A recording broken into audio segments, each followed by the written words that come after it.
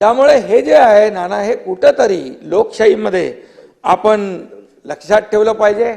आणि आम्हाला म्हणाले काँग्रेसच्या जागा आल्या. आता काँग्रेसने 105 जागा लढवल्या अध्यक्ष महोदय, आम्ही 80 लढवल्या. आता मतं तर त्यांना जास्ती मिळणार. पण एका मतदारसंघामध्ये जितेंद्र आव्हाड तुम्हाला 1 लाखाच्या जास्ती मताधिक्य मिळालं ना, बरं 96,000.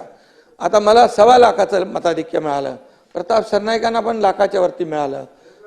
आता बघा, ह्या प्रत्येक विधानसभेच्या मतदारसंघामध्ये वेगवेगळं मार्जिन आहे. कोण 1000 मतांनी निवडून येतो, कोण 1 लाखांनी येतो निवडून.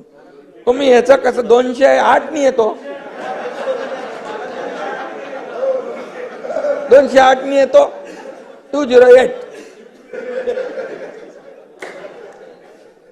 अध्यक्ष महोदय, एक गोष्ट खरी आहे, परंतु आता इथून पुढे सभागृहाचं कामकाज चालत असताना इतकं मोठ्या प्रमाणावर गुलाबी जॅकेट आज इकडे दिलंय, काय अडचण आहे? अडचण आहे. मुख्यमंत्र्याला दिलंय. आता तुम्हाला गुलाबी, तुम्हाला कलरच कळत नाही, आता कलर पण विसरायला लागले. काय करायचं काय? 208 करणार विसरायला लागले. हा मला यांनी सांगितलं 208.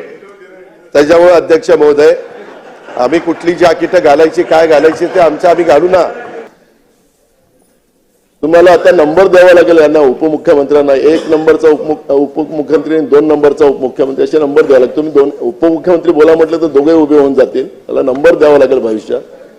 पण मला मिळालेल्या 208 मताधिक्याच्या बद्दलची टिंगल या ठिकाणी उडवली गेली. अध्यक्ष महाराज, खरं तर इथं निवडून आलेलाच माणूस येऊ शकतो. तो किती मतांनी आला त्याची गिनती नाही, ते सुरुवातीलाच आकडेवारी असतात. मी पण विदर्भात सगळ्यात हायस्ट मतांनी, मी आणि देवेंद्रजी आम्ही जेव्हा पहिल्यांदा 99 इथं आलो, 2004 मध्ये सगळ्यात हायस्ट मतांनी आलो होतो. दुसऱ्या त्याच्यानंतर झालेल्या निवडणूक मी त्याच्यात सगळ्यात जास्त हायस्ट मतांनी आलो. तर काही इथं फार बक्षीस काही मिळतं असं काही त्याच्यामध्ये काही चर्चेचा विषय होऊ शकत नाही.